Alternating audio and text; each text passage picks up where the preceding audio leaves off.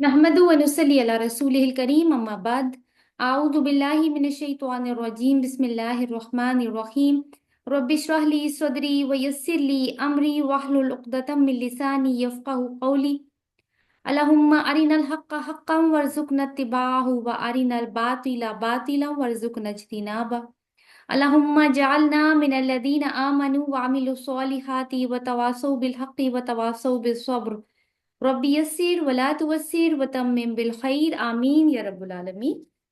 हम सूरतुल अनाम पढ़ रहे हैं, 7वां पारा। और पिछले हफ्ते जो आयत हमने पढ़ी थी वो 29 से लेके 39 तक की थी, तो हम उनका पहले एक रीकैप देख लेते हैं। हमने आखिरत के अकीदे की अहमियत समझी कि किस तरह इंसान अपनी आखिरत बर्बाद कर लेता है अगर वो इल्हाद का नजरिया रखे, यानी अगर वो एथियस्ट हो और दुनिया के खेल तमाशों को ही जिंदगी का मकसद बनाए। ऐसे लोगों को कयामत के सीन में प्लेस करके उनकी हसरतें और नदामत दिखाई गई।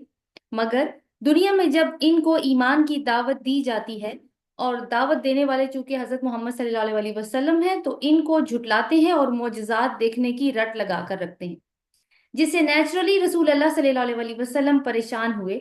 मगर अल्लाह ने दो टोक अंदाज में बता दिया कि ऐसा कोई मोजज़ा नहीं दिखाएगा, क्योंकि मकसद सिर्फ ये नहीं है कि लोगों को अल्लाह के सामने झुका दिया जाए। ऐसा करना तो अल्लाह के लिए कुछ मुश्किल नहीं था। असल बात यह है कि लोगों को अकली सतह पर दलाइल से अपील की जाए। इसलिए वो रसूल भेजता है, किताबें नाजिल करता है, कुफर और ईमान के दरमियान में कशमकश की नौबत आती है और दावत मुख्तलिफ मराहिल से गुजरती है। क्यों ये सब कुछ होता है? ताकि लोग अपनी आज़ादी फिक्र और पूरे शऊर के साथ इस अहद में दाखिल हों। किस अहद में? यानी इस दीन में दाखिल हों। यही अल्लाह की हिकमत है इस मखलूक को पैदा करने की। फिर अकल वालों के लिए अल्लाह ताला ने अपनी निशानियों की एक झलक भी दिखाई, आफाकी निशानियां दिखाकर, जहां इसने इंसानों के अलावा जानवरों के ग्रोहों की सैर करवाई। मगर ये सब दलाइल सुनकर और देखकर ईमान तो वही लाएंगे जिनके दिल जिंदा हैं और अभी मुर्दा नहीं हुए। हासिल बहस क्या था कि ये सारे दलाइल, ये सारी जो कन्विंस किया जा रहा है, ये क्यों है कि अपनी आखिरत तबाह ना कर लो, अपने होने का मकसद समझो। आज हमारा लेसन स्टार्ट होगा इंशाल्लाह आयत नंबर 40 से, और हम आयत नंबर 40 से 55 तक कवर करने की कोशिश करेंगे अल्लाह ताला की तौफीक से। तो अपना लेसन शुरू करते हैं। सूरतुल अनाम, पारा है 7 और आयत है 40। आऊज़ु बिल्लाहि मिनश शैतानिर रजीम, बिस्मिल्लाहिर रहमानिर रहीम। कुल अरअयतकुम इन अताकुम अज़ाबुल्लाहि औ अततकुमुस साअतु अगैरल्लाहि तदऊन अगैरल्लाहि तदऊन इन कुंतुम सादिकीन। सदक़ल्लाहुल अज़ीम। कह दीजिए कि क्या तुमने गौर किया, अगर तुम्हारे पास अल्लाह का अजाब आ जाए या तुम्हारे पास घड़ी आ जाए, सा ये कयामत की घड़ी हो सकती है, तो क्या गैर अल्लाह को तुम पुकारोगे? अल्लाह को छोड़ के क्या किसी गैर को पुकारोगे? और बताओ अगर तुम सच्चे हो तो। यहाँ पे 40 और 41 में असल में यही मजमून है कि अगर अजाब आ ही गया तो तुम क्या करोगे उस वक्त और किससे मदद मांगोगे। आयत नंबर 38 जो हमने लास्ट वीक में कवर की थी, उसमें आफाकी दलाइल दिए गए थे कि अपने आसपास के माहौल पर गौर फिक्र करो। यहाँ पे भी दावत गौर फिक्र ही की हो रही है, लेकिन दलील दूसरी पकड़ी गई है। और वो कौन सी दलील है? आफाकी दलील नहीं है, ये अनफोसी दलील है। अपने अंदर झांको, नफसी दलील कहेंगे इसको। अपने अंदर झांको, ठीक है, नफसी दलील नोट कर लीजिएगा। तो इनको कहा जा रहा है कि जस्ट इमेजिन, सोचो तो सही थोड़ी देर के लिए, कि तुम पर अल्लाह का अजाब आ जाता है या वो घड़ी पहुंच जाती है जब कयामत वाकया होगी, तो इस मुसीबत के वक्त तुम किसको मदद के लिए पुकारोगे? अब इनको अपने अंदर झांकने की, अपने दिल को, अपने दिमाग को टटोलने की दावत दी जा रही है। और फिर फरमाया है कि इन कुन तुम सादिकीन, अगर सच्चे हो तो यानी जवाब दो। तो कुरान में मुख्तलिफ उसलूबों से इसी तरह के अनफुसी दलाइल मौजूद हैं, और बेसिक पॉइंट इस दलील का ये है कि इंसान की असल फितरत में एक ही अल्लाह की शहादत पहले से मौजूद है। जैसे रसूल अल्लाह सल्लल्लाहु अलैहि वसल्लम का फरमान है ना कि हर नौ मौलूद फितरत पर पैदा होता है, फिर उसके वालिदैन इसको यहूदी या नसरानी बना देते। तो दूसरे इलाहों की उसके अंदर शहादत फितरी तौर पर नहीं होती, वो महज ख्याली खुदा होते हैं जो किसी भी वजह से घर लिए जाते हैं, या तो आबा व अजदाद की तकलीद में, اور یا پھر اپنے کسی انٹرسٹ کی وجہ سے. آپ دیکھیے کہ جب کوئی ایسی سچویشن آ جائے جیسے جہاز کریش ہونے کا ڈر پڑ جائے, یا پھر بس سے ٹریول کر رہے ہوں یا گاڑی پہ ٹریول کر رہے ہوں اور کوئی لینڈ سلائڈ ہوتی ہوئی نظر آ جائے اور پتہ چلے کہ ہم تو بس اس کے نیچے آئے کہ آئے, تو تب کیا ہوتا ہے کہ ایون ایتھیسٹ بھی, جن کا ذکر ہم نے پچھلے لیسن میں کیا تھا, وہ بھی صرف اللہ کو پکارتے ہیں. کیوں؟ کیونکہ اندر سے شہادت آتی ہے اور مشکل وقت میں اصل فطرت نکل کر سامنے آ جاتی ہے.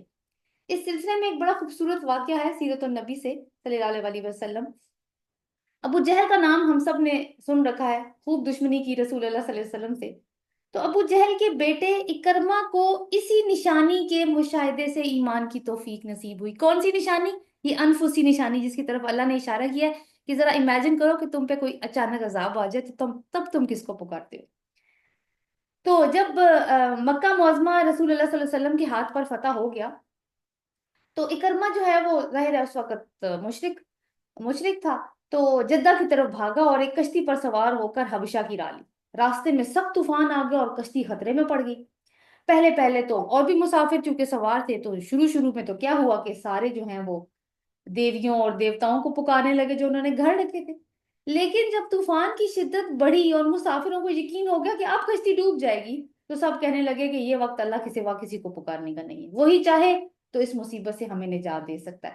اس وقت اکرما کی آنکھیں کھلی اور ان کے دل نے آواز دی کہ اگر یہاں اللہ کے سوا کوئی مددگار نہیں تو پھر کہیں اور کیسے ہو سکتا ہے.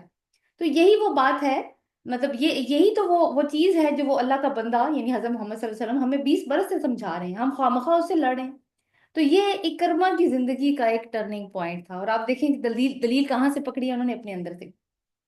تو انہوں نے اس وقت اللہ سے عہد کیا کہ اگر میں اس طوفان سے بچ گیا تو سیدھا رسول اللہ صلی اللہ علیہ وسلم کے پاس جاؤں گا اور ان کے ہاتھ پہ بیعت کر لوں گا, یعنی اسلام لے آؤں گا. چنانچہ انہوں نے اس اپنے عہد کو پورا کیا, نہ صرف عہد کو پورا کیا بلکہ بعد میں اپنی بقیہ پوری زندگی اسلام کے لیے جہاد کرنے میں گزار دی. آپ دیکھیں باپ کا یہ حال اور بیٹے کا یہ حال. بہرحال جو پوائنٹ ہم ڈسکس کر رہے ہیں وہ یہ ہے کہ یہ اندر کی دلیل, باہر کی دلائل اللہ تعالیٰ نے بتائے تھے نا, اس دن ہم نے ڈسکس کیے تھے جو پچھلی آیات میں ہم نے دیکھے تھے, جو کائنات کی نشانیوں میں سے اللہ تعالیٰ نے ہمیں بتائے تھے. تو وہاں پہ بھی غور و فکر کرو تو تمہیں ایک رب نظر آ رہا ہے, ایک ہی خالق ہے, وہی تمہارا رب ہے. جب باہر ایک رب ہے, اب اپنے اندر جب جھانکتے ہو تو بھی ایک ہی رب تمہیں نظر آتا ہے. تو یہ وہی رب ہے نا جو باہر بھی وہی ہے اور اندر بھی وہی ہے, تو پھر جھگڑا کس بات کا؟ تم عقل سے کام لو, آس پاس دیکھو, تمہیں آنسر خود بخود مل جائے گا. آیت نمبر 41 دیکھیے, بل ایاہو تدعون فیکشف ما تدعون الیہ ان شاء وتنسون ما تشرکون. بلکہ صرف اسی کو تم پکارو گے, پھر وہ کھول دے گا اسے جو تم پکارو گے طرف اس کے اگر وہ چاہے, اور تم بھول جاؤ گے جنہیں تم شریک ٹھہراتے ہو. اس کا ایک محاورہ ترجمہ دیکھ لیتے ہیں, بات سمجھ میں آ جائے گی کہ اس وقت تم اللہ ہی کو پکارتے ہو, پھر اگر وہ چاہتا ہے تو اس مصیبت کو تم سے ٹال دیتا ہے. ایسے موقعوں پر تم اپنے ٹھہرائے ہوئے شریکوں کو بھول جاتے ہو. تو آپ دیکھیں ابھی جو میں نے آپ کو واقعہ سنایا, کہ بالکل یہ آیت اس واقعے کی عکاسی کر رہی ہے کہ اپنے اندر جھانکو. جب تم مصیبت میں ہوتے ہو تم اللہ کو پکارتے ہو, اللہ چاہے تو تم سے وہ ساری مصیبت دور کر دے. لیکن یہ دیکھ لو کہ جو تمہارے شریک ہیں جن کو تم نے اللہ کو چھوڑ کے معبود بنا رکھا ہے, وہ تمہارے کسی کام نہیں آتے. اس وقت تمہارا دنیاوی کوئی سہارا تمہارے ہاتھ نہیں آتا. تو انسٹیڈ دس کہ آج ہم اپنی حالت بھی دیکھیں کہ کوئی مصیبت ہم پہ آ جاتی ہے یا کسی پرابلم کا ہم شکار ہو جاتے ہیں, کوئی سٹریس انگزائٹی, ہم سوچتے ہیں اچھا فلانا مدد کرے گا, فلانا دوست, maybe my father, maybe میرا فلانی جگہ بڑا لنک ہے, ان کی بڑی پہنچ ہے, وہ مدد کرے گا. تو آہستہ آہستہ کیا ہوتا ہے کہ یہ دنیاوی سہارے جن پہ ہمارا تکیہ ہوتا ہے وہ ہم سے آہستہ آہستہ ہٹنے لگ پڑتے ہیں. آخر میں جا کے پھر ہم کہتے ہیں نہیں یا اللہ تو ہی ہے بس میرا سہارا, تو ہی میری مدد کر سکتا ہے. تو why not in the beginning, شروع میں سے کیوں ہم ایسا عقیدہ نہ رکھیں کہ اللہ کے سوا کوئی میری مدد نہیں کر سکتا, اور یہی توحید.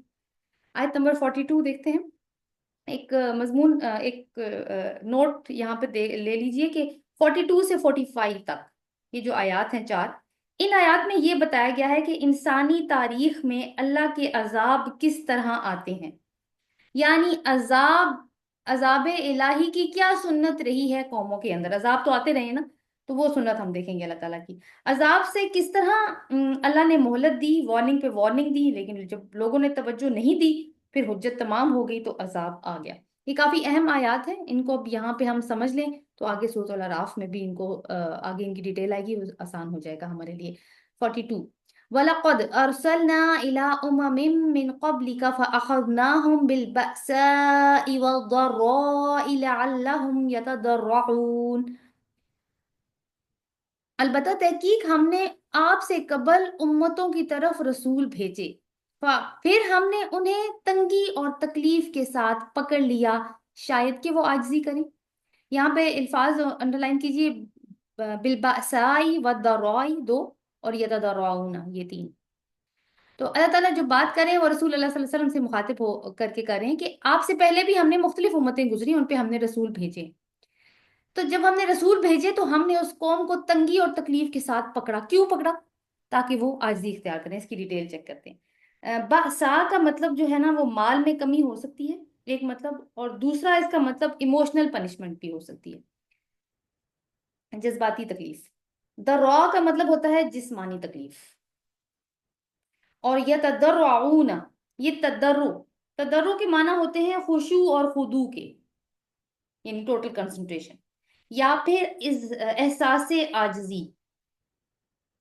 یہ ایک ایسی شاخ کو بھی کہا جاتا ہے جس کا کوئی فائدہ نہ نظر آتا ہو۔ اب اس کو لنک کریں ذرا ہیومن ایموشنز کے ساتھ، تو اپنے اندر کوئی ایسی بات نہ دیکھنا جو کہ انا پرستی کا سبب ہو، تو بیسیکلی اس کا مطلب پھر عاجزی ہی بن جاتا ہے۔ تو یہاں یہ لفظ کیوں استعمال ہوا ہے؟ دل کی خشیت کے لیے، احساس ابدیت کے لیے، اور ساتھ ساتھ اللہ کے سامنے جھکنے کے لیے آیا ہے۔ اس کے مقابلے کا ایک اور لفظ ہوتا ہے متضاد، وہ اگلی آیت میں آئے گا، آپ تھوڑا سا دیکھ لیجئے یا پھر بے شک نوٹ کر لیجئے، قساوت لکھیں اپنے پاس، قساوت، وہ اگلی آیت میں آئے گا، قسط سے۔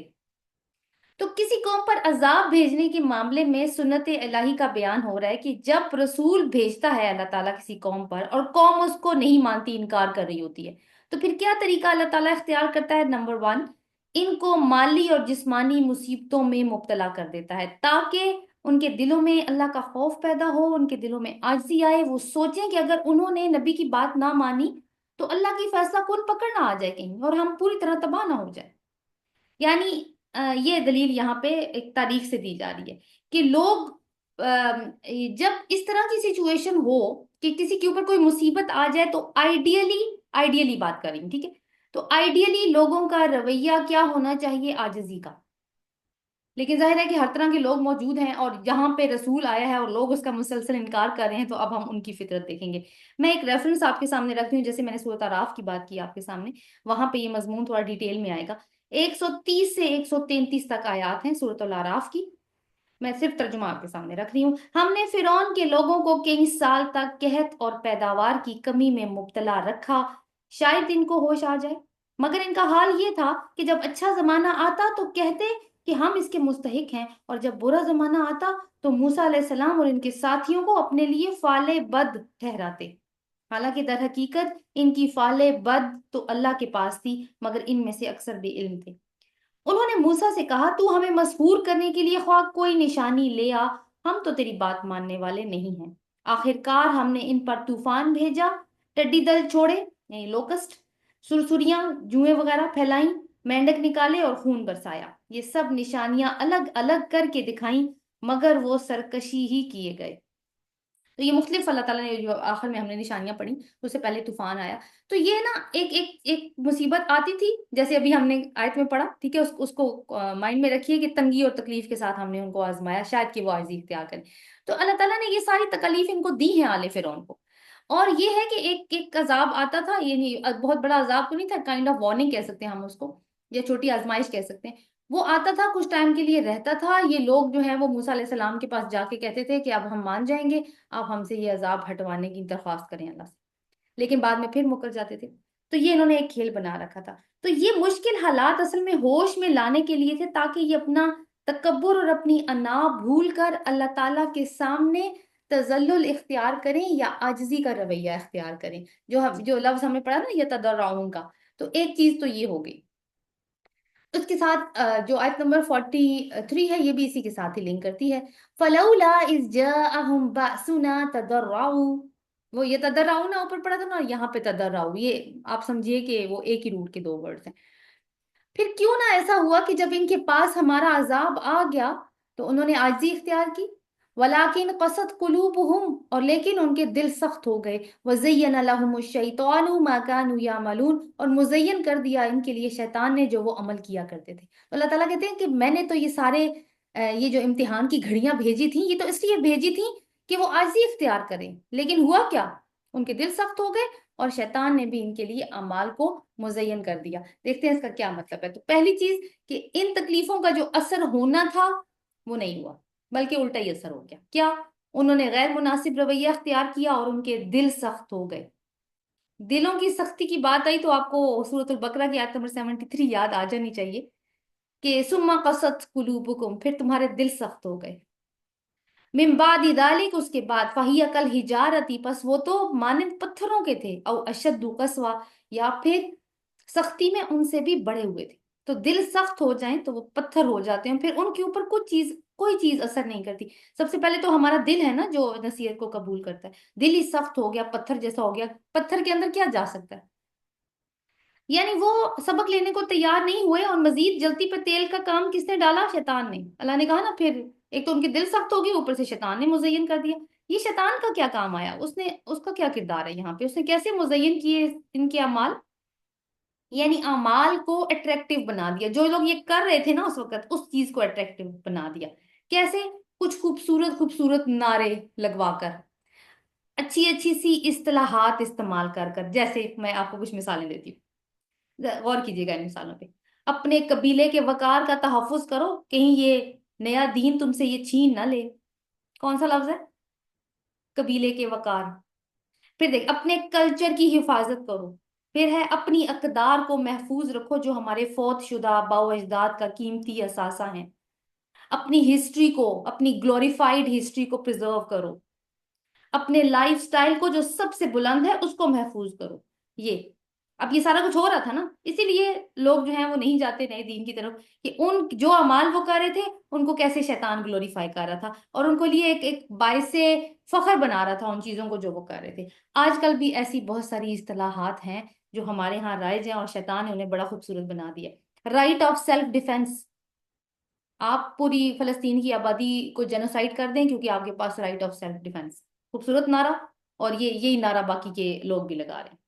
وار آن ٹیرر، کسی بھی ملک پہ حملہ کریں اس کو، افغانستان پہ جیسے ہوا، اور اس کو جو مرضی کر دیں. پھر ویپن آف ماس ڈسٹرکشن، اس نعرے کے انڈر سارا عراق تباہ کر دیا گیا. اسلامو فوبیا تو آج کل آپ ویسے ہی دیکھتے ہیں. تو یہ وہ نوبل کازز بن جاتے ہیں. ٹھیک ہے، شیطان انسان کے لیے مزین کرتا ہے. اسی طرح اس نے ہمیشہ کیا. کیوں کیا؟ تاکہ لوگ رسول کی بات نہ سنیں، اپنے ہی زوم کے اندر رہیں. یعنی یہ کبر ہے نا یہ، اور اللہ پر ایمان نہ لائیں، اور ان کے پاس یہ سب کچھ نہ کرنے کی، یعنی اللہ پہ ایمان نہ لانا، رسول کی بات نہ سننا، اس کے لیے خوبصورت خوبصورت وجوہات موجود ہیں. تو یہ ہے کہ آپ دیکھیں کہ آزمائش جب آئے تو انسان کا رویہ آئیڈیلی کیسا ہونا چاہیے، اور اگر ویسا نہیں ہے تو پھر کس طرح کی فطرت ہے لوگوں کی. اب ہم کیونکہ شیطان کے کردار کی بات آئی گئی ہے تو ہم یہ تھوڑا سا دیکھ لیتے ہیں کہ شیطان کا کتنا کردار ہوتا ہے انسانوں کو گمراہ کرنے میں. ہر بات کا الزام ہم لگاتے ہیں، یہ شیطان نے مجھے بہکا دیا، یہ شیطان نے کیا. غلط بھی نہیں ہے، لیکن ایک حقیقت یہ بھی ہے کہ انسان پہلے کوئی ایسی حرکت کرتا ہے جو شیطان کی دراندازی کو فیسیلیٹیٹ کر دیتی ہے. یہاں پہ بھی دیکھیں آپ، پہلے اللہ تعالیٰ نے کیا بتایا؟ پہلے ان کے دل سخت ہوئے ہیں، انہوں نے خود ہی نہیں سننا چاہا.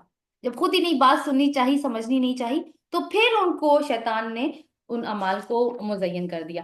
تو دیکھیں کہ کسی بھی دیوار میں سے طوفان اسی وقت گزرتا ہے جب دیوار کے اندر سوراخ ہوتے ہیں، ویسے نہیں گھس جاتا. تو کمزوری پہلے انسان کے اندر آتی ہے، پھر شیطان اپنا کام کرتا ہے. اچھا جی، نیکسٹ آیت دیکھتے ہیں. اب ایک چیز تو یہ ہو گئی نا کہ اللہ تعالیٰ نے ان کو کس چیز سے آزمایا؟ سختیوں سے آزمایا. اور اس کا کیا رزلٹ نکلنا چاہیے تھا جو نہیں نکلا، اور کیوں نہیں نکلا، یہ ہم ابھی تک ڈسکس کر چکے ہیں. 44 دیکھتے ہیں، ایک اور اینگل. فَلَمَّا نَسُوا مَا ذُكِّرُوا بِهِ فَتَحْنَا عَلَيْهِمْ أَبْوَابَ كُلِّ شَيْءٍ. پھر جب وہ بھول گئے جو کچھ وہ نصیحت کیے گئے تھے جس کی، تو ہم نے ان کے اوپر ہر چیز کے دروازے کھول دیے. حَتَّى إِذَا فَرِحُوا بِمَا أُوتُوا أَخَذْنَاهُمْ بَغْتَةً. یہاں تک کہ جب وہ خوش ہو گئے اس پر جو وہ دیے گئے تھے، ہم نے انہیں اچانک پکڑ لیا. فَإِذَا هُمْ مُبْلِسُونَ، تو اس وقت وہ مایوس ہونے والے تھے۔ اب ذُکِّرُوا کو دیکھ لیتے ہیں، جو لفظ استعمال ہوا ہے نا، فَلَمَّا نَسُوا مَا ذُکِّرُوا، اس کو انڈرلائن کیجیے۔ ذُکِّرُوا، یہ ایک مطلب تو اس کا یہ ہوگا کہ جب انہوں نے رسول کے ذریعے آئی ہوئی یاد دہانی کو بھلا دیا، کوئی اٹینشن پے نہیں کی۔ رسول آ گئے تھے نا پہلے، اور یاد دہانیاں کروا رہے، جیسے رسول اللہ صلی اللہ علیہ وسلم ابھی موجود ہے مکہ میں۔ دوسرا اس کا مطلب لنک کرے گا آیت نمبر 42 کے ساتھ، باسائی و درائی، جب اللہ تعالیٰ نے اس طریقے سے ان کو آزمایا تکلیف کے ساتھ اور تنگی کے ساتھ، تب بھی وہ نصیحت اخذ کر سکتے تھے، لیکن نہیں کی۔ تو اب اللہ تعالیٰ ان کو ایک دوسرے ہی انداز میں آزما رہے ہیں۔ کیسے؟ خوشحالیوں کے دروازے ان پر کھول دیے، فتحنا علیہم ابواب، ہم نے ان کے اوپر دروازے کھول دیے۔ کس چیز کے دروازے؟ کیا مراد ہے اس سے؟ اپارچونٹیز، جس میں ان کی اکانومی گرو کر گئی، لوگوں کا معیار زندگی بلند ہو گیا، بڑے بڑے شاپنگ پلازاز، شاپنگ مالز بننے لگے، ہاؤسنگ کالونیز بننے لگیں، خوبصورت روڈز بننے لگیں، انٹرٹینمنٹ ہبز بننے لگے، ملک ملٹری مائٹ بن گیا، وغیرہ وغیرہ۔ یعنی وہ کچھ ہوا جو کچھ انہوں نے پہلے کبھی دیکھا ہی نہیں تھا۔ تو نتیجہ کیا ہوا؟ وہ خوش و خرم مست زندگی گزارنے لگے۔ جب مستی آتی ہے تو پھر اخلاقی بہرا روی بھی آتی ہے، تو اب جو دل کرتا تھا کرتے۔ اب یہاں تک سچویشن آ گئی۔ اب سوچیں ذرا، اب اگر وہ یاد کریں کہ اچھا یار، ایک رسول تھا جو ہمیں ڈراتا تھا کہ میری بات نہ مانی تو عذاب آ جائے گا، مگر دیکھو ہم تو دنیا میں ترقی یافتہ ہو چکے ہیں، اس کی بات غلط تھی، ہم ٹھیک تھے۔ یہ سب تو ہماری محنت اور قابلیت کا پھل ہے جو ہم کھا رہے ہیں۔ تو کیا ہوگا؟ راوی چین لکھنا شروع کر دے گا۔ لیکن ہوا کیا پھر؟ ایک شعر بڑا خوبصورت ہے کہ کس طوفان کی آمد ہے یا رب، کہ ہر سو خاموشی سی چھا رہی ہے۔ خاموشی یعنی وہ چین کی بانسریاں بج رہی ہیں اب۔ تو ہوا کیا؟ دیکھیے آیت کو، اخذناہم بغتۃ فاذا ہم مبلسون، پکڑ لیا ہم نے ان کو اچانک، اور اس وقت تو وہ مایوس ہونے والے تھے۔ یعنی in the middle of the party, in the middle of the party پکڑے گئے۔ وہ ہو گیا جو کبھی سوچا بھی نہیں تھا، ساری معاشی ترقی، اتنا بڑا کلچرل ہب، شان و شوکت، بڑے بڑے فوجی اڈے، تیل کے کنویں، سب مٹی کا ڈھیر بن گئے۔ لوگوں کی یعنی جھٹلانے والوں کی حالت کیا ہوئی؟ مبلسون، مبلسون ان کی حالت کو انڈیکیٹ کرنے والا لفظ ہے۔ مبلسون کا مطلب ہے کہ کسی طرح کی امید نہ ہونا۔ آپ دیکھیں کہ ابھی کیا حالت تھی، ابھی ساتھ ہی کیسی حالت ہو گئی، اللہ کی پکڑ ایسی ہے۔ یہ جو مبلسون ہے نا، یہ اس کا روٹ ہوتا ہے با لام سین۔ ابلیس کا بھی یہی روٹ ہے، ابلیس جس کا شیطان کا ذکر اوپر آیا نا، وہ بھی ایک ہی روٹ ہے، مطلب ہے سخت مایوس اللہ کی رحمت سے۔ تو یہ اللہ کی طرف سے اصل میں کیا تھا؟ دوسری والی آزمائش، یہ اللہ تعالیٰ کی طرف سے ڈھیل تھی۔ اور یہی اللہ تعالیٰ کی سنت ہے کہ وہ ڈھیل دے کے بھی آزمایا کرتا ہے۔ سبق کیا ملتا ہے ہمیں یہاں سے؟ ایک تو آیت کے کانٹیکس میں تو بات الگ چل رہی ہے، ہمارے لیے بھی کیا سبق ہے اس میں؟ کہ خوشحالی بدحالی سے بڑی آزمائش ہوتی ہے۔ بدحالی میں تو پھر بھولے بسرے انسان اللہ کو یاد کر لیتا ہے، لیکن خوشحالی میں نہیں کرتا۔ ایک حدیث ہے، رسول اللہ صلی اللہ علیہ وسلم نے فرمایا جب تم دیکھو کہ کسی کی بد کرداری کے باوجود اللہ اسے دیے جا رہا ہے تو سمجھ لو کہ اسے ڈھیل دی جا رہی ہے۔ تو اللہ نے ان پر، سوال یہاں پہ یہ ہے کہ نعمتوں کی بارش کی کیوں؟ کیوں کی؟ شاید کہ وہ دینے والے کا شکر ادا کریں۔ یہ سوچ لیں کہ کون دے رہا ہے۔ شکر بھی تو عاجزی لاتا ہے نا، بات تو وہی تھی کہ یتضرعون، مقصد تو یہ تھا کہ وہ عاجزی اختیار کریں، تو شکر بھی عاجزی لے آتا ہے، مگر نہیں، وہ اپنی سرکشی میں مزید بڑھ گئے۔ اللہ تعالیٰ نے دونوں طرح سے آزما کے دیکھ لیا، کوئی خیر نہیں نکلی کسی بھی طریقے سے، یعنی ثابت کیا ہوا کہ فطرت مسخ ہو چکی ہے۔ تو کیا ہوا اس کے بعد؟ اب اگلا رزلٹ ہم جانتے ہیں جو اللہ کی سنت ہے عذاب کو لے کے، وہ کیا ہے؟ آیت نمبر 45 میں دیکھتے ہیں، فَقُطِعَ دَابِرُ الْقَوْمِ قَوْمِ الَّذِينَ ظَلَمُوا، پھر کاٹ دی گئی جڑ اس قوم کی جس نے ظلم کیا تھا۔ کیا ظلم کیا انہوں نے؟ یہ ہم نے دیکھا ابھی، کس طرح سے اپنے ساتھ ہی انہوں نے ظلم کیا۔ وَالْحَمْدُ لِلَّهِ رَبِّ الْعَالَمِينَ، اور سب تعریف اللہ کے لیے ہے جو رب ہے تمام جہانوں کا۔ اچھا جی، ایک تو فقوتیہ کو انڈرلائن کریں گے، اور پھر یہ دیکھیں گے کہ ابھی تو قوم کے اوپر عذاب آ گیا، اور ساتھ ہی اللہ کی حمد، کیا کنیکشن ہے ان کا آپس میں۔ فقوتیہ، قوتیہ کا مطلب ہے پاور لیس کر دینا، مفلوج کر کے رکھ دینا۔ تو کسی قوم کی جڑ کٹ گئی۔ جڑ کب کٹتی ہے؟ آپ دیکھیں گے کسی درخت کی جڑ کاٹنے ختم ہو جاتا ہے نا سارا، یہ وہی والی اس چیز کو مائنڈ میں رکھیے ابھی۔ یعنی جب جھٹلانے والے اپنی بدمستی کی حد کو پہنچ جاتے ہیں نا، تو اللہ پھر ان کی جڑ کاٹتا ہے، یعنی ابتدائی مشکلات میں ڈال کر آزماتا ہے پہلے، جیسے ہم نے اوپر دیکھا۔ تب تو کیا ہوتا ہے؟ وہ صرف شاخیں اور کچھ پھل پھول گر جاتے ہیں، لیکن درخت کی جڑ تو محفوظ رہتی ہے۔ مگر جب عذاب آ جاتا ہے تو پھر جڑ ہی کاٹ دی جاتی ہے تاکہ وجود ختم ہو جائے، اس لیے کہ جو درخت زہریلا ہو چکا ہو وہ زہریلے پھل ہی دے گا اور اب اس کا کوئی فائدہ نہیں۔ تو اللہ یہ گوارا نہیں کرتا کہ اس کے باغ میں کسی ایسے درخت کو جگہ ملے جس کے زہر کے اثر سے باقی کے باغ کو بھی نقصان ہو۔ یہ جو واقعات کبھی ہم ایک آپ کہیں کہ ہم ابھی ایک طرح کی تھیری پڑھ رہے ہیں، لیکن ان کی جو اصل امپلیمنٹیشن آئے گی نا وہ آئے گی سورۃ الاعراف میں۔ میں نے آپ کو بتایا تھا کہ سورۃ الانعام اور الاعراف کا جوڑا ہے، تو وہاں پہ اقوام کا نام لے کے پھر ان واقعات کا ہم امپلیمنٹیشن دیکھیں گے کہ کس طریقے سے اللہ تعالیٰ آزماتے ہیں۔ ایک میں نے آپ کو چھوٹا سا ہنٹ کروا بھی دیا پہلے حضرت موسیٰ علیہ السلام کی قوم کا واقعہ سنا کے۔ اچھا جی، اگلا پوائنٹ ہے والحمد للہ رب العالمین۔ الحمد کا مطلب کیا ہوگا؟ سب تعریف اور کل شکر دونوں اس کے مطلب میں آئیں گے۔ وہ اللہ ہی کے لیے ہے جو تمام جہانوں کا رب ہے۔ یہ کیوں کہا؟ ابھی تو عذاب آیا تھا، اس لیے کہ دنیا سے ظلم کا اور ظالموں کا خاتمہ ہو گیا، اس پر اللہ کی رب العالمین کی تعریف اور شکر ہے۔ یہ بھی ایک نعمت ہے اس کی کہ وہ دنیا کو ظالموں سے پاک کر دیتا ہے۔ دوسری بات یہ ہے کہ اللہ کی تعریف یا کیا ہوتا ہے جب ایک قوم پہ عذاب آتا ہے، اس کی جڑ کرتی ہے، سارے بندے ختم ہو گئے، پوری قوم مٹ گئی، لیکن پھر بھی اللہ کی حمد ختم نہیں ہونے والی ہے۔ کیوں؟ کیونکہ وہ حمد انسانوں کے اوپر ڈیپینڈ نہیں کرتی کہ وہ کریں گے تو ہوگی، وہ ہمیشہ سے ہے، وہ ہو رہی ہے اور وہ ہمیشہ رہے گی بھی۔ اللہ اپنی ذات میں خود محمود ہے۔ آگے دیکھتے ہیں آیت نمبر 46 سے 49 تک۔ یہ دلائل دے کر اب اہل مکہ کو عذاب الہی کے سامنے کھڑا کیا ہے۔ یہ والے جو دلائل اوپر دیے اب اہل مکہ، کیونکہ بات تو اہل مکہ کی ہو رہی ہے، ان کو عذاب الہی کے سامنے کھڑا کیا گیا ہے۔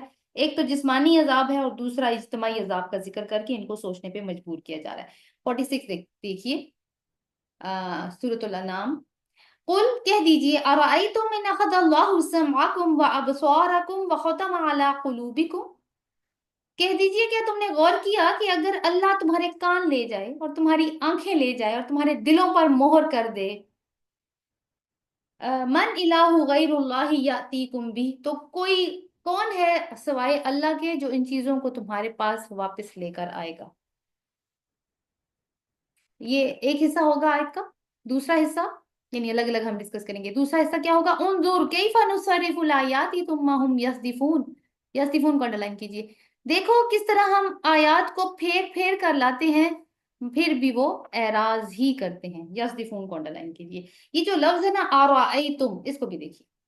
ارائیتم کا روٹ ہوتا ہے را حمزہ یا، اس کا مطلب ہے دیکھنا اور سوچنا، ٹو سی اینڈ تھنک، تو غور کرنا کے معنی میں آ جاتا ہے۔ یہ ترجمہ جو ہوا ہے وہ غور کرنا میں۔ قریش مکہ چونکہ مطالبہ کیا کرتے تھے کہ عذاب لے آؤ، تو ایک جواب یہ آ رہا ہے ایک پہلو سے،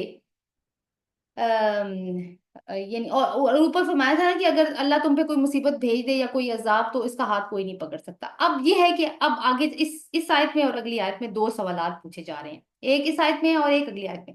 یہاں پوچھا ہے کہ اگر اللہ تمہیں بہرا کر دے یا تمہاری آنکھیں بینائی وغیرہ سلب کر دے اور تمہارا شعور تم سے چھین لے، کیونکہ دل جو ہے نا وہ ظاہر فیصلہ کرنے کا مرکز ہے، تو شعور کا تعلق اس سے ہوگا، تو تم سے اگر وہ چھین لے تو پھر کون تمہیں یہ صلاحیتیں لوٹانے کی قدرت رکھتا ہے؟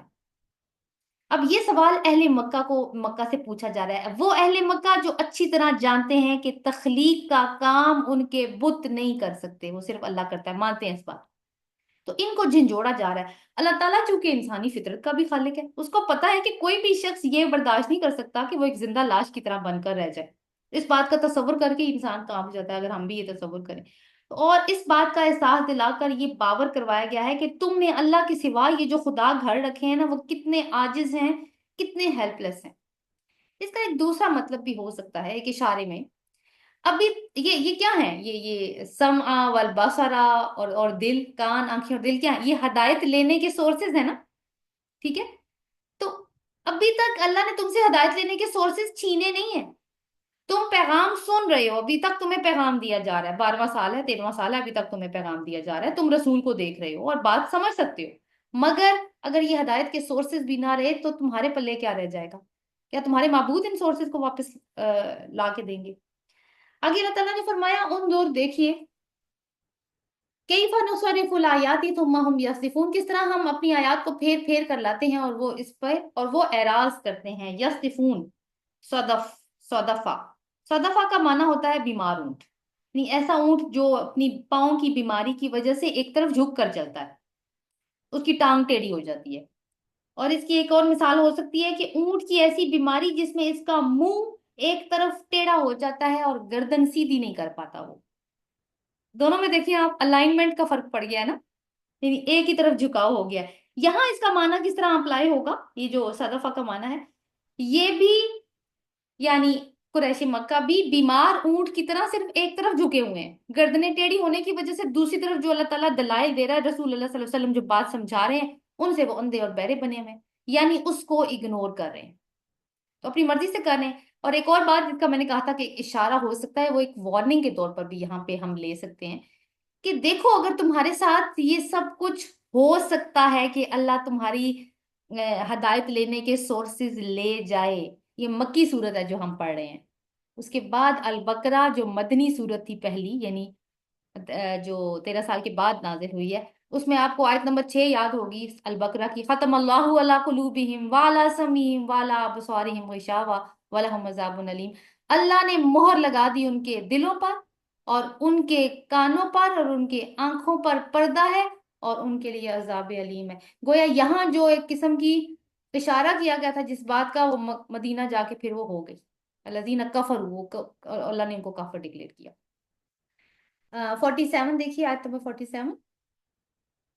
قل، اب اس میں وہ جو دوسرا سوال کی بات تھی نا، قل ارائیتم ان اتاکم عذاب اللہ بغتۃ او جہرۃ هل یہلک الا القوم الظالمون۔ کہہ دیجیے کیا تم نے غور کیا کہ اگر تمہارے پاس اللہ کا عذاب اچانک آ جائے یا اعلانیہ آ جائے، کیا ہلاک کیے جائیں گے مگر وہ لوگ جو ظالم ہیں؟ یعنی بات یہ ہے کہ اگر کسی بھی طرح سے عذاب آ جائے تو کیا ظالموں کے علاوہ کوئی اور بھی ہلاک ہوگا؟ تمہیں ایسا لگتا ہے کہ سارے برابر ہو جائیں گے؟ بغتتاً کے مطلب ہوتے ہیں کسی چیز کے اچانک بغیر کسی نوٹس کے بے خبری میں آ جانا، اور جہرتن کے معنی ہوتے ہیں کھلم کھلا، ڈنکے کی چوٹ پر، دن دہاڑے۔ اب یہاں پہ دوسرا کوشچن پوچھا جا رہا ہے کہ اگر اللہ کا عذاب آ جائے رات کے وقت بے خبری کی حالت میں، یا دن کے وقت اعلان کے بعد کہ جی اللہ کا عذاب آنے والا ہے، اعلان ہو گیا، اول تو اس کو روکے گا کون؟ پھر یہ کہ یہ عذاب کس پر آئے گا اور تم کیا کر لو گے؟ تم یہ بھی انسان، پیچھے بھی ہیلپ لیسنس کی بات تھی، یہاں پہ بھی ہیلپ لیسنس کی بات ہے، یعنی کیا ان پر جو ظلم کر رہے ہیں یعنی شرک، ان پہ عذاب آئے گا یا ان پر جو توحید کی روش پر ہے؟ تو ظالموں کو اللہ کا عذاب ہر صورت میں پکڑتا ہے۔ یہاں عذاب کے معاملے میں جو اللہ تعالیٰ کی سنت بتائی جا رہی ہے وہ یہ ہے کہ نبی کے جھٹلانے والے آخر میں تباہ کر دیے جاتے ہیں اور نبی اور اہل ایمان ساتھی بچا لیے جاتے ہیں، یہ بھی انشاءاللہ الاعراف میں ہم پڑھیں گے۔ یہ وہ عذاب ہے جو اتمام حجت کے بعد آتا ہے، لیکن وہ جو اوپر ہم نے بات پڑھی تھی نا، آیت نمبر دیکھیے جو سٹارٹ میں تھی 42، باسائی و دورائی کی جو بات آئی تھی، یہ اس طرح کی جب آزمائش آتی ہے تو پھر اس میں مومن اور مشرک اکٹھے اس کا شکار ہوتے ہیں۔ ہاں البتہ اس کا نتیجہ یہ ہوتا ہے کہ مومن زیادہ ہمبل ہو جاتے ہیں، زیادہ عاجزی دکھاتے ہیں، اور مشرک جو ہیں وہ زیادہ متکبر ہو جاتے ہیں۔ لیکن یہ جو فائنل عذاب آتا ہے جس میں جڑ کٹتی ہے، پھر اس میں اللہ تعالیٰ اپنے رسول اور اہل ایمان ساتھی جو ہوتے ہیں اس کو بچا لیتا ہے۔ 48، وما نرسل المرسلین الا مبشرین و منذرین، ابھی تک عذاب کی باتیں ہو رہی ہیں۔ تو یہاں پہ اب اس آیت کو پڑھنے سے پہلے ہم یہ دیکھ رہے کہ رسول جو ہے نا وہ آئے ہوئے کیوں ہیں، تو تمہیں عذاب دیکھ کے ہی بات سمجھنی ہے۔ وما نرسل المرسلین الا مبشرین و منذرین، اور نہیں ہم بھیجتے رسولوں کو مگر خوشخبری دینے والے اور ڈرانے والے بنا کر۔ فمن آمن واصلح فلا خوف علیہم ولا هم يحزنون، پر جو کوئی ایمان لایا اور اس نے اصلاح کر لی تو نہ کوئی خوف ہوگا اس پر اور نہ وہ غمگین ہوں گے۔ یعنی پہلے بتایا کہ ہم رسولوں کو کیوں بھیجتے ہیں، اور پھر بتایا کہ جو ان پہ ایمان لے آتے ہیں اور اپنے عمل کی اصلاح کر لیتے ہیں اس کا کیا نتیجہ نکلتا ہے۔ تو یہاں پر رسولوں کی بعثت کا اصل مقصد بتایا جا رہا ہے کہ عذاب کی نشانیاں یا حسی معجزات یا عجیب کرامات کی نمائش کرنے کے لیے انبیاء نہیں بھیجے جاتے، بلکہ وہ دو کام کرنے کے لیے بھیجے جاتے ہیں۔ نمبر 1 مبشرین، خوشخبری۔ بشر، بشر کا مطلب ہوتا ہے سکن، جلد، یعنی ایسی خبر جس کا اثر جلد پہ نظر آئے نا، خوشخبری کے معنوں میں اس لیے لیا جاتا ہے۔ خوشخبری سے ان کا بھی انسان کے چہرے پہ آپ دیکھیں رونق آ جاتی ہے، چمک آ جاتی ہے، مسکراتا ہے انسان، تو یہ سکن سے ریلیٹڈ چیزیں ہیں۔ اور منذرین کیا ہے؟ انذار کرنا، ڈرانا، وارن کرنا۔ خوشخبری کس کے لیے ہے؟ فمن آمنا، وہ جو ایمان لے آئیں اور پھر اس کے بعد اپنی اصلاح کر لیں۔ اور انذار کن کے لیے ہوگا؟ وہ لوگ جو اصلاح طلب ہوں۔ تو یہ دونوں کام کون سے کام؟ مبشرین و منذرین، یعنی خوشخبری دینا اور انذار کرنا، وارن کرنا، یہ دونوں کام رسول کس طرح کرتا ہے؟ لوگوں کو ذہنی اور عقلی سطح پر اپیل کر کے۔ اللہ نے انسان کے اندر سوچنے سمجھنے، غور و فکر کرنے اور نتیجہ اخذ کرنے کی قدرتی صلاحیت رکھی ہے۔ جیسے پیچھے بات ہوئی نا سماعت کی، بصارت کی اور دل کی، تو یہی چیزیں نا کہ ریسیپٹیو آرگنز ہیں اور پھر فیصلہ کر لیتا ہے انسان۔ تو وہی بات ہے کہ کیا تم عذاب دیکھ کر ہی مانو گے؟ رسول کی دعوت کو سنو تو تمہاری سمجھ میں بات آ جائے گی۔ ہاں یہاں تک کہ جہاں تک حصی معجزات کی بات ہے، جیسے حضرت موسیٰ علیہ السلام کو عطا کیے گئے تھے معجزات، یا عیسیٰ علیہ السلام کو جو نظر آتے تھے، تو انسان پر ان کا ایک اثر ضرور ہوتا ہے، اس میں کوئی ڈاؤٹ نہیں ہے، اور انسان کی گردن بھی جھک جاتی ہے، لیکن اس صورت میں اس کا اثر بہت وقتی ہوتا ہے، اور انسان پھر سوچنے سمجھنے کا تردد بھی نہیں کرتا۔ یعنی سامنے معجزہ آیا، سمندر پھٹ کے دو حصے ہو گیا، انسان کی گردن جھک گئی، یہ میرے رب نے کیا، لیکن اس وقت وہ سوچ سمجھ نہیں رہا کہ وہ رب کون ہے اور کس کس طریقے سے میں اس کی معرفت حاصل کر سکتا ہوں۔ تو وہ وقتی طور پہ وہ چیز مسحور کر لیتی ہے، بٹ لانگ ٹرم نہیں ہوتا اس کا امپیکٹ۔ اب بنی اسرائیل پر حصی معجزات کی کوئی کمی تھی؟ پھر بھی ہم نے ان کا رویہ دیکھا نا مدنی صورتوں میں، کہ وقت گزرنے کے ساتھ ساتھ ان کا اثر زائل ہوتا چلا گیا۔ جبکہ دوسری طرف اگر انسان اپنی عقل کا استعمال کر کے کسی نتیجے پہ پہنچتا ہے تو وہ زیادہ اچھے طریقے سے قائل ہو جاتا ہے، اور پھر اس کا اثر بھی دیر پا ہوتا ہے۔ لیکن شرط کیا ہے؟ قائل کیسے ہوگا، کیسے سمجھے سیکھے گا؟ کہ پہلے سے موجود جو مائنڈ سیٹ ہے نا اس کو ہٹا کے بات کو سمجھنے کی کوشش کرے۔ اگر پہلے سے کوئی تعصبات وغیرہ موجود ہیں، دماغ میں موجود ہیں، تو پھر نئی بات سمجھ میں نہیں آئے گی۔ تو چیزوں کو ان لرن کرنا بھی ضروری ہوتا ہے۔ آگے دیکھتے ہیں کہ جب رسولوں کی دعوت کے نتیجے میں جو شخص جو بھی رویہ اختیار کرے گا، یعنی یا تو وہ نتیجہ اس کا یہ ہوگا کہ یا تو جزا ہوگی یا سزا۔ تو جو ایمان لا کر نیک عمل کریں گے، تو ان کے نیک اعمال کیونکہ ایمان کا اظہار ہوں گے، تو اس کا انجام بھی نیک ہوگا، اور موت کے وقت اور قیامت میں وہ غمگین نہیں ہوں گے۔ میٹنگ اگر کٹ گئی تو جنہوں نے نیا ہمیں جوائن کیا وہ دوبارہ سے پلیز میٹنگ جوائن کیجیے گا، ابھی ایک اور لیسن رہتا ہے۔ آگے ہم دیکھتے ہیں آیت نمبر 49 کو۔ یہ